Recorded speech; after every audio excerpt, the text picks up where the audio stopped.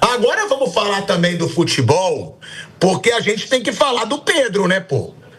Gente, o Pedro já foi muito criticado pelo Felipe Luiz, o Pedro já foi muito exposto naquela época, o Pedro passou um momento complicado. Agora, que partida que fez o Pedro ontem. Ontem o Pedro pegou o jogo nas costas, falou, deixa que eu resolvo. Ele deu uma assistência linda, típica de pivô, de 9 pro Arrascaeta. Ele sofre o pênalti no segundo gol e ele faz o terceiro, pô. O Pedro ontem, ele pegou o jogo e botou nas costas dele. E outra coisa também, que aí eu queria perguntar aí pra você, né, o Fábio Piperno, quero escutar o Flávio, o Vamp, o que juro, pra mim, assim, é muito foda ver a frieza e a técnica de um jogador.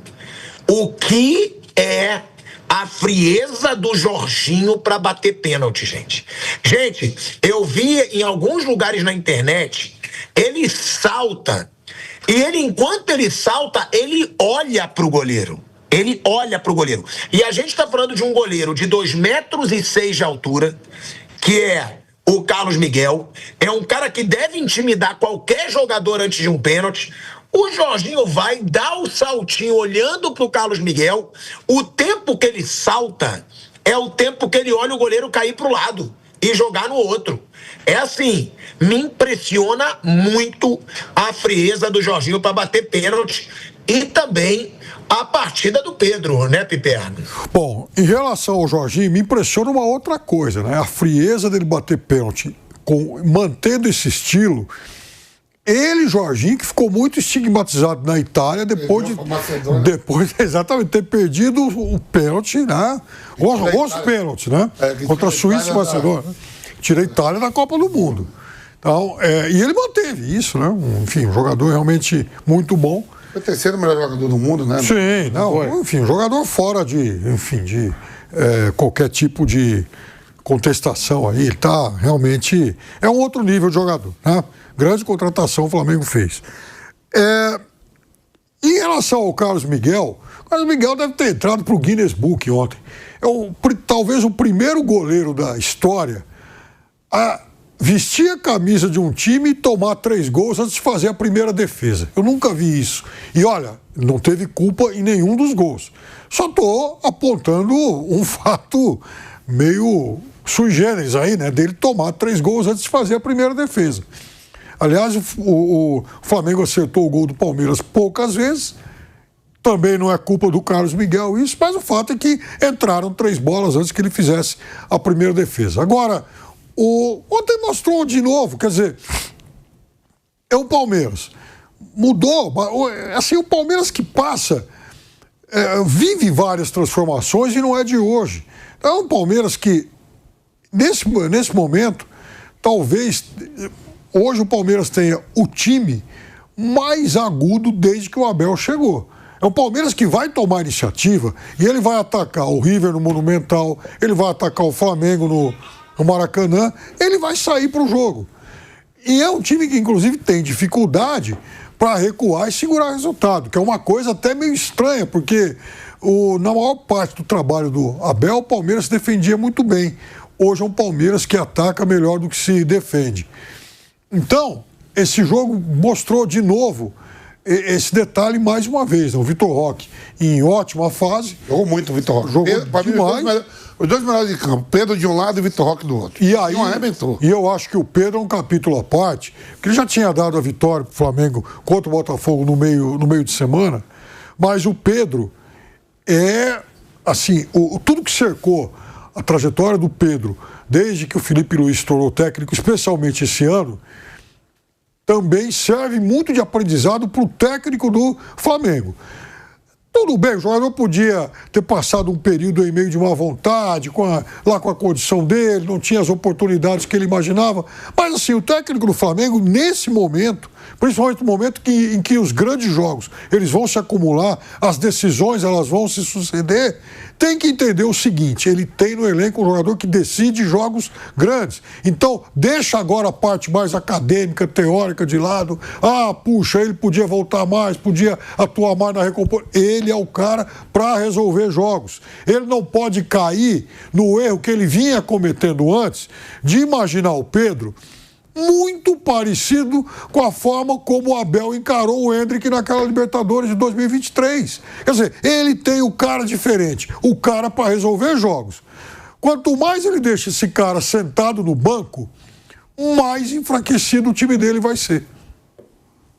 E eu concordo com o Piperno. É um jogador decisivo. O Flamengo precisa ter um jogador decisivo de finalização.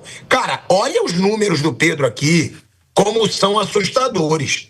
O Pedro participou de 12 gols nos últimos 9 jogos em que ele foi titular, pô. Nos últimos 9 jogos em que o Pedro foi titular, ele participou de 12 gols. 8 gols e 4 assistências. Desde o jogo contra o Fluminense, que ele saiu do banco para marcar, nesse mesmo recorte de tempo, ele tem aí 4 jogos vindo do banco e marcou apenas contra o Internacional. Pedro no Brasileirão, olha aí, ó, 21 jogos, 13 como titular, 18 participações em gols, 12 gols, 6 assistências, pro Pedro. Cara, é um jogador que não tem que sair do time. Não tem que sair mais do time titular em jogo grande. Ah, mas ele perde muito gol também, azar. Ele faz mais do que perde. E é aquilo, né, Vamp? É jogador que decide, pô. É jogador que tem que estar dentro de campo. E ontem o Felipe Luiz falou na coletiva. A gente vai mostrar aqui algumas declarações dele. Ele disse: é jogador de seleção brasileira, Marcos André. Ah, ele só viu agora isso, é? Ele não viu que Pedro foi pra Copa, não? Que Pedro estava na Copa, bateu pênalti contra a Croácia. O Felipe Luiz, tudo bem, tem quem comanda e quem é comandado. O Felipe Luiz virou treinador, tá indo bem, já foi campeão da Copa do Brasil, campeão carioca, tá tendo a oportunidade agora de ser campeão, pode ser campeão brasileiro, campeão de Libertadores, tá indo aí um ano para se definir. Agora não pode esquecer que o Pedro não é um jogador qualquer, não. Ele foi campeão com o Flamengo. Ele foi campeão da Libertadores com o Flamengo com o Pedro.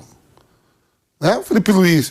O Felipe Luiz tem uma carreira legal, beleza. Jogou no Atlético de Madrid por muitos anos. Foi no Chelsea, jogou um ano e voltou. O Pedro está defendendo as coisas do Flamengo há anos aí, artilheiro geral do Flamengo, artilheiro de Libertadores, melhor jogador da América, convocado para a seleção. Quando o Pedro tem uma baixa de lesão é porque ele estava na seleção. Ele não machucou no Flamengo. Ele machucou quando ele estava sendo convocado para o jogo da seleção brasileira. Ele machuca no treino. Não, mas é que o Pedro tem que... Tudo bem, conversa. Tem uma coisa, Pedro, você vai colar no zagueiro. Você tem que... Eu aprendi que o homem diário 9... Estava falando até com o Zico, faz uma semana hoje. O homem diário tem que marcar os 2 zagueiros. Eventualmente, num jogo que está mais apertado, final de jogo, você pode voltar e dar essa retaguarda. Que nem a gente viu o Harry Quinn dando carrinho no próprio jogador do Flamengo, foi no Ayrton Lucas, no Mundial de Clubes. O Harry Quinn volta ali. Ele fez isso sábado. Sábado agora, que ele falou. Carrinho. Ele falou que, como o Libro, até ele deu uma entrevista depois falando, tô parecendo o Libro lá no ataque. O Felipe Luiz só vem enxergar isso agora. O Pedro, se pegar o Prata, Luiz Araújo e o Samuel Lino, botar os 3, não vai ter mais gol na temporada que o Pedro. Samuel Lino, dentro da carreira, eu duvido que ele tenha uma temporada que ele terminou com 15 gols. Eu duvido que o Prata tenha uma temporada que ele já terminou com 15 gols. O Luiz Araújo, talvez, chutar mais, mas eu também duvido que em uma temporada fez 15 gols. O Pedro faz direto, 20, 25. O Arrascaeta agora voltou a fazer de novo, já teve temporada com 20, 19. É o Pedro que o Pedro falou, é o Pedro que vai decidir, é o Pedro que... E achei até assim, ele é tão... Para mim, dos brasileiros, falando do futebol mundial, de todos os brasileiros, do Pombo, todo mundo que tá ali, para mim ele é o que finaliza melhor. Finaliza melhor de todos, do que o Endrick, do que o Tigrinho. Não dá para comparar ele com o Pombo, né? Não. Todo respeito ao Pombo. Aí não, o Pedro tem que ir para a seleção. O Pedro já estava na seleção, Felipe Luiz. O Pedro jogou uma Copa do Mundo. Vocês também jogou uma... Eu acho que o Felipe Luiz jogou uma Copa só também, né? Uma Copa. Ele foi uma Copa do Mundo só. O Pedro também já foi. Olha só, o Pedro pode ir de novo em outra. Porque para mim não tem 9 homens de área, nenhum aí da seleção. Quem joga no país de fora não é melhor que o Pedro. Isso eu falo aqui direto. Eu até falei assim, se continuar botando o Pedro bem longe da área, o Pedro não faz 15 gols até terminar a temporada. Mas onde é que o Pedro faz gol? Eu acho até que o Pedro menosprezou no jogo contra o Estudiantes.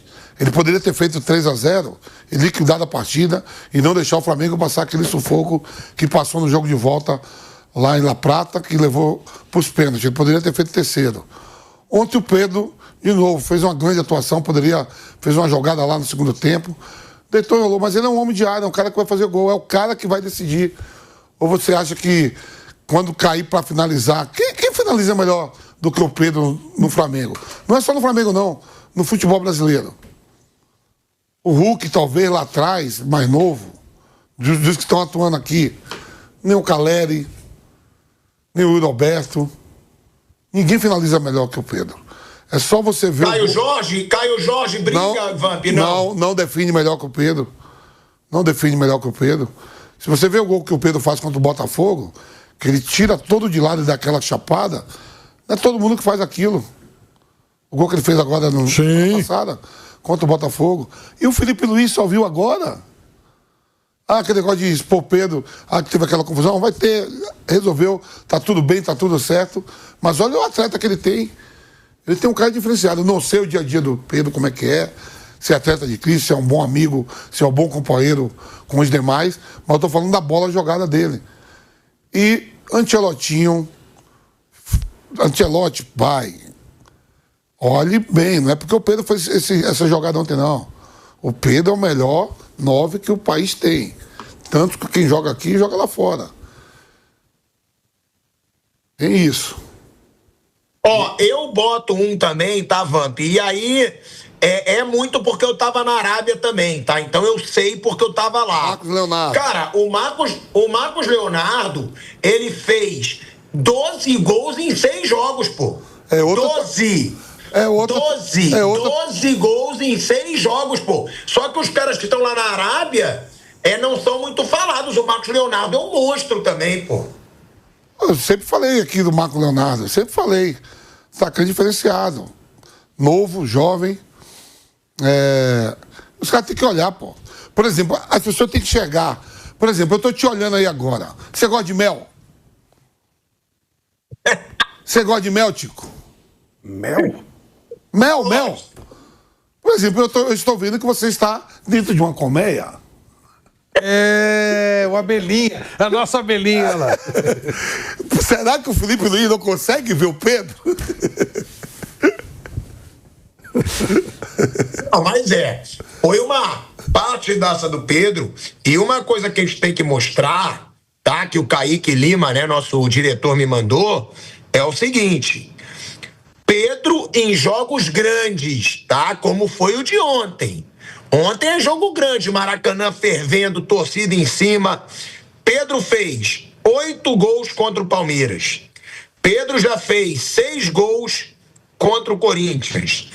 Pedro tem 26 gols marcados na Libertadores. Tá só a 5 do Gabigol e de virar o brasileiro com mais gols na competição. Clássicos regionais, 7 gols contra o Fluminense, 8 gols contra o Vasco e 4 gols contra o Botafogo. Porra, são números aí de respeito. Vamos ouvir o que falou o Felipe Luiz, né? Ontem, depois do jogo, o treinador que saiu vitorioso nesse duelo com o Abel Ferreira. Pode soltar aí, Caiquinho. Desde que era jogador, para mim é o jogo mais importante, digamos assim. Tem os clássicos locais, onde o ambiente, a intensidade do jogo, ele iguala qualquer coisa, mas o clássico brasileiro hoje, do alto nível do futebol da Série A, é Flamengo e Palmeiras. São os 2 melhores elencos, na minha opinião. O Cruzeiro está chegando, vem forte, com um forte investimento e com um treinador espetacular. Mas Flamengo e Palmeiras hoje tem uns elencos que você vê o nível do toque refinado, da velocidade de reação, do pensamento dos jogadores é um nível acima do que eu tenho visto, e Portanto, sempre é um jogo com muito aberto, chances de gol para os dois lados e um jogo interessante. Não sinto que nenhuma equipe foi prejudicada hoje pela arbitragem. E convenhamos, se tem alguém que não pode reclamar de arbitragem é o Palmeiras. Então, para mim, justo o resultado. Olha aí, ó. É o Felipe Luiz falando. Se tem alguém que não pode falar de arbitragem, é o Palmeiras. Aproveitando essa deixa, né, do Felipe Luiz, eu queria ler aqui a nota, né, oficial que o Palmeiras soltou. O Anderson Barros, né, diretor do Palmeiras, ele ficou bem indignado com esse posicionamento aí do Felipe Luiz, também do José Boto, né, o diretor de futebol do Flamengo. Eu vou botar aqui o que o Boto falou e eu já peço pro Kaique me mandar essa nota, né, do Palmeiras para eu ler aqui. Mas o José Boto, ele disse o seguinte, tá? Sobre a arbitragem do Clássico. Não foi a melhor arbitragem. Houve muita falta que o árbitro não nos deu e devia ter dado. 3 ou 4 faltas feitas em cima do Arrascaeta, feitas quase sempre pelo mesmo jogador, e ele não deu cartão. Agora, se alguém está a reclamar, é porque não está habituado a não ser ajudado. Ficaram muito tempo calados. Vem uma arbitragem normal e já estão a reclamar, não é? É verdade que houve uma pressão grande na arbitragem. As pessoas têm que ter algum consenso. Não foi só a arbitragem, foi o doping, muita pressão. E eu acho curioso o Palmeiras estar a se queixar. Ainda não ouvi, mas estão a queixar. Acho que tem muita coisa, acho que tem muito pouca coisa para se queixar, disse aí o José Boto. Aí o Palmeiras, né, soltou a seguinte nota, tá? Diferentemente de alguns clubes que justificam seus insucessos culpando terceiros, não vamos responsabilizar a arbitragem pelo resultado de hoje. Perder ou ganhar faz parte do jogo. E eu estou orgulhoso pela forma como nos impusemos fora de casa contra uma grande equipe. Mas não podemos tolerar a hipocrisia.